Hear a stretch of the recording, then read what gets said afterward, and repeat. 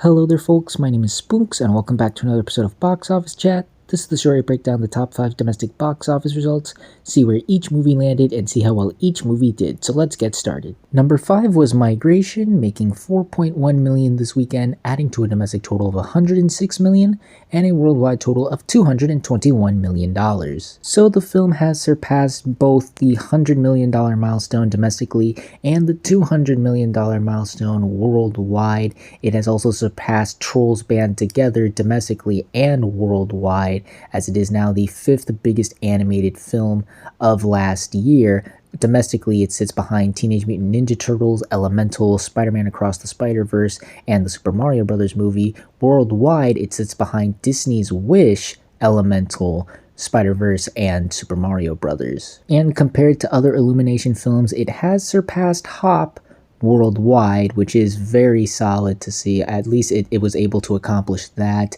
It is no longer the studio's lowest grossing film worldwide. Domestically, it is 2 million away from surpassing that, and it's definitely going to surpass that by the end of next week. So it will no longer be Illumination's lowest grossing feature film ever. It'll probably still be its lowest grossing animated film right now, because unfortunately there's just, even with the fact that there are no other animated films until Kung Fu Panda 4, I just don't see it reaching Secret Life of Pets 2's 158 million domestic total. That just seems way too much to ask for this film right now, and worldwide it doesn't seem like it's going to surpass the Lorax's 319 million worldwide total. But still though, the movie is still doing very well. It has tripled its $72 million budget, and it is still has yet to open in some countries. I believe it's opening in the UK this weekend. I could be wrong. Maybe it opened this prior weekend, but somewhere around this time it's about to open, and it doesn't open in Japan until March, surprisingly. So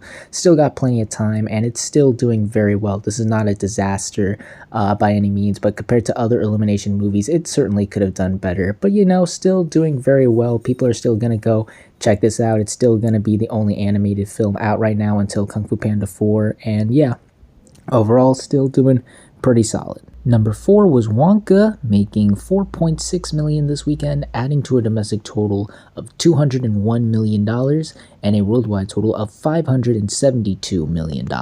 So the film has finally surpassed the $200 million milestone domestically, making it the first film to do so since Barbenheimer. Yes, both of those movies back in July. It has been that long since any movie was able to surpass this milestone, and it still remains the 9th biggest film of the year domestically. It is roughly 13 million away from surpassing Ant-Man and the Wasp: Quantumania to become the 8th biggest film of the year domestically, which I think is more likely than not. It'll definitely be a slow crawl to that victory, but it's definitely going to happen. And worldwide, it is already the 9th biggest film of the year. Worldwide, it surpassed Mission Impossible and The Little Mermaid to get to that milestone, which, again, crazy to think about. Imagine telling yourself this information this time last year. Just absolutely insane. And speaking of its worldwide total, it is now less than 30 million away from surpassing the $600 million milestone worldwide. I think it'll be able to get there. Again, like with surpassing Quantumania, it's going to be a slow crawl, but it seems more likely that it will eventually happen with the film. So yeah, not much more else to say. The film is continuing to be the big film of the moment right now. I can't see anyone being upset over how well this movie is done. We'll see how much further this movie can go, even though it does seem like we're at the tail end of its huge box office run. Things are definitely slowing down for the movie at the moment, but yeah, still making a lot of money, still one of the biggest movies of the year, obviously, and definitely the biggest movie of the moment right now. Number 3 was The Beekeeper, making $5.2 million this weekend, adding to a domestic total of $49 million and a worldwide total of $109 million. So The Beekeeper continues to be a sleeper hit right now. It is the second highest grossing film of the year domestically, and is about to surpass 50 million domestically, which is incredible to see. I thought at most this film was going to only be able to muster that total, but it's definitely surpassing my expectations. I didn't really have the best expectations going into this movie, but it's surpassing them, and I gotta commend it for that. And worldwide, it is already the highest grossing film of the year. Yes, it surpassed Mean Girls and the likes of other films, as well as being the first film of the year to surpass 100 million worldwide, which is very impressive. I'm not sure on the budget. For some reason, that still hasn't been officially confirmed. Some rumors are saying that it's around 40 million, which, given the worldwide total alone, that is very impressive. But again, this hasn't been officially confirmed by the studio, so don't take that as legitimate. But yeah, still, otherwise, for a movie as bizarre as this, Liam Neeson is a beekeeper pretty much, and he has to punch and kill a lot of bad guys for an hour and a half. The fact that it's garnered this much attention and this level of success is very solid to see. Hopefully this leads to a new franchise for Jason Statham, and I'm sure given again the low expectations going into this, the studio is very happy with how the film is doing, and it looks like it's going to continue to do that for a little bit or so. We'll see when it starts to slow down. We'll see when the hype dies down, but yeah, otherwise a pretty modest sleeper hit right now. Good job. Number 2 was The Chosen Seasons 4, episodes 1 through 3,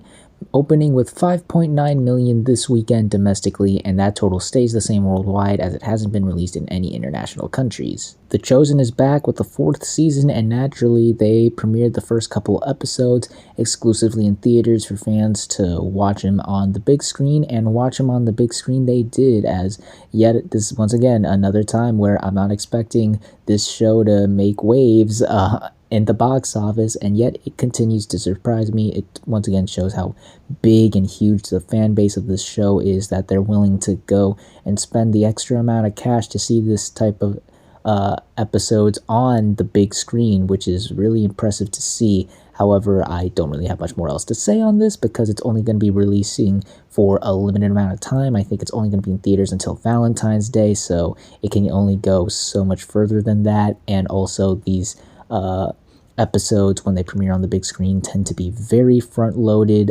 Usually they take big drop-offs in their second weekend, so don't expect this movie to have the best, well, quote-unquote movies. Again, this is the first 3 episodes of the 4th season, but don't expect this to have the best legs going forward, as this is just what happens. The fans rush out to see the premiere on the big screen the first weekend, and then it just, the hype dies down rather fast. But yeah, still, the fact that it was able to crack second place is very solid. Once again, it shows how big the show is, how much people love and enjoy it, and are willing to go check it out on the big screen. Not much more else to say, except job well done. And finally, let's end the video off with the number 1 movie of the weekend, which was Agrylle, opening with $17 million this weekend domestically and $34 million worldwide. This is the second biggest opening of the year, topping The Beekeeper, Night Swim, and The Book of Clarence, but still sitting behind Mean Girls.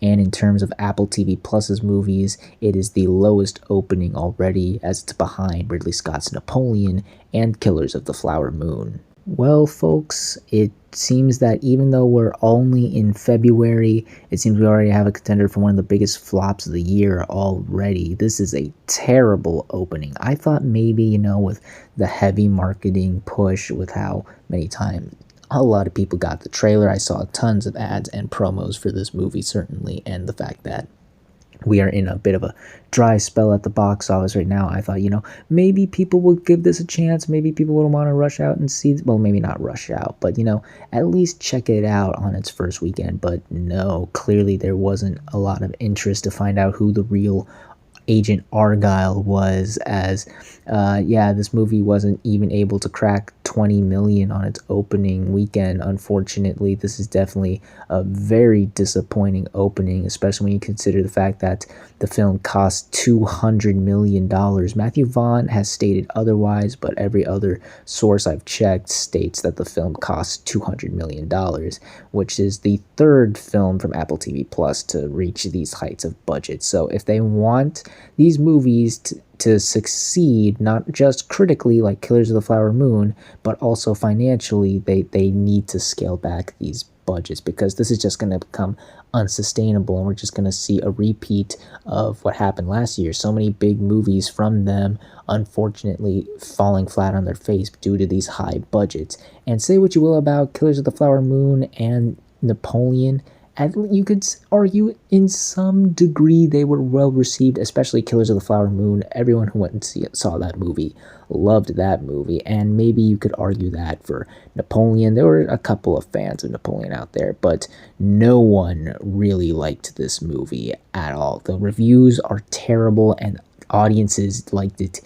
even less. The movie even got a C+ cinema score rating, which is terrible for this type of spy action comedy, which is apparently supposed to set off a trilogy, which is what Matthew Vaughn has stated prior to the release, and that's not looking likely here. I'm expecting not very strong legs for this movie. In fact, I think we're going to see this plummet in its second weekend, unfortunately. This is just a terrible opening. Nothing's looking really strong for Agrylle, unfortunately, and just not a great start for the movie. It's not looking good. It didn't start off good, and things are just not looking good. So yeah, a very bad opening for Agrylle. We'll see if it can turn this ship around, but it's looking very unlikely.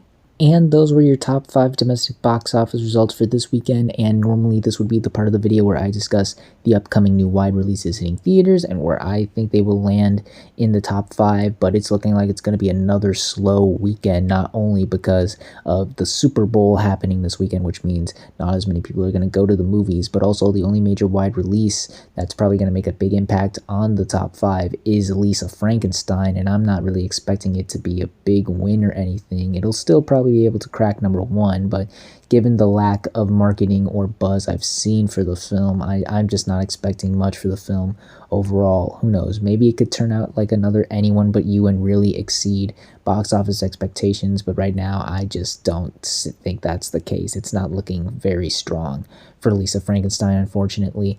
But we'll see how well the movie truly does, as well as the rest of the movies that land in the top 5 on the next Box Office Chat. And that's going to do it for this week's episode of Box Office Chat. What did you all think of the results? Were you satisfied, unsatisfied? Comment down below and let me know. If you liked this video, hit the like button. If you like this channel, hit the subscribe button. Follow me on all the social media links right there. And until next time, everyone, stay sharp.